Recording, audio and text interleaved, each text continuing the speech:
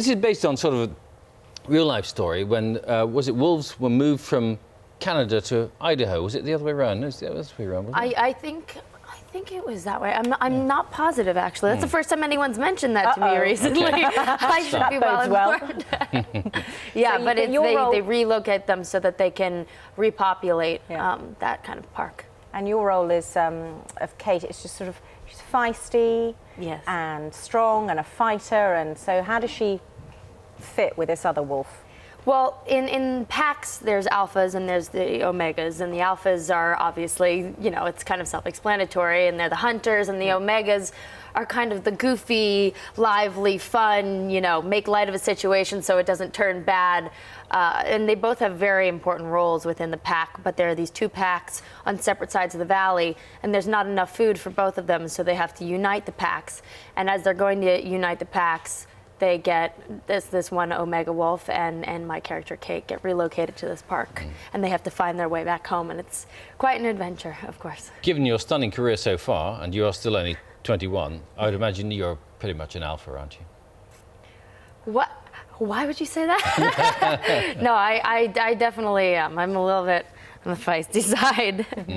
And wildlife is very important to you as well, because you spend a lot of time when you're not acting, helping or trying to raise awareness for dolphins, whales, that sort of thing. And you've been swimming with sharks. Yeah, Tell absolutely. us a little bit more about that. It's something that I've always been passionate about. Animals have always been my thing, and I do think that it's kind of a responsibility you have when you have a voice that to contribute and to give back, and I've been fortunate enough to be able to work with such wonderful organizations such as the Whale Men Foundation and bring awareness to that. But there's a lot of things going on in our environment, and wolves are definitely one of those big things, so it's nice to play one. Do you get time to be in the environment, be in the wild much, seeing as how you're so, because you've been in the business for virtually since you were a baby? Yeah.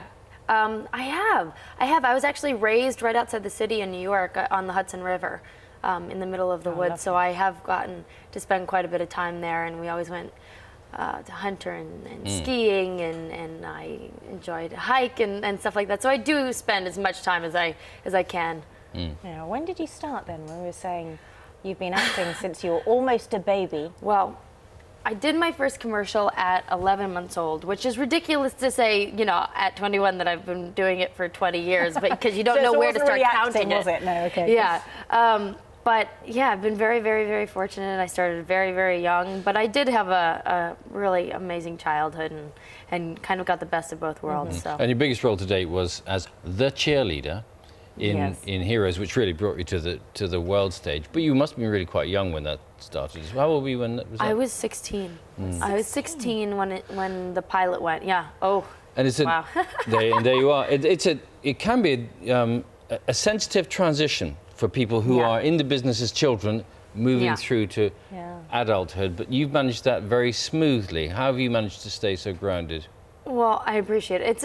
It's always about who you're with. It's about, the way you're raised, the way I was raised. Even when the show came on and it happened, it wasn't like I was allowed to go run amok and do whatever I wanted. I had good parents who were strict enough.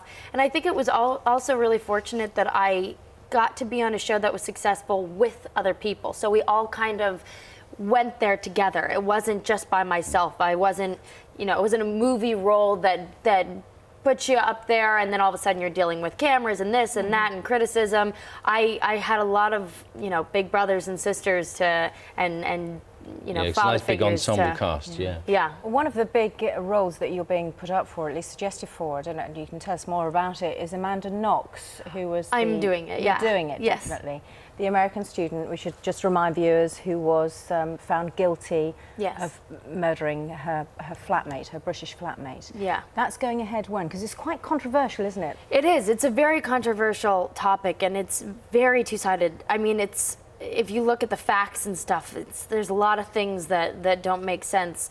But it's the story, her story, up until she was convicted of 26 years.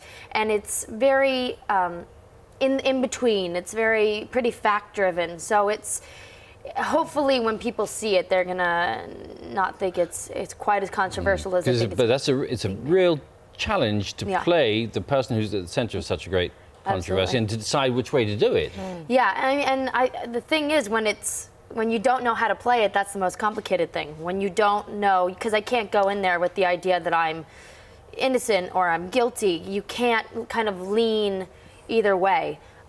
If you have to lean any way in the script, it would be more to the innocent side of playing it. But yeah, it's going to be a challenge, but I'm really excited about it, and we'll be in Rome for about 5 weeks. So you still shoot it. When do we see it? When's it? It'll be out, what, next year sometime? That's a good question. I assume sometime next year. Yeah, it's on an American channel, isn't it? Okay. Thank you very much for coming in, Hayden. Thanks for having me. Thank you.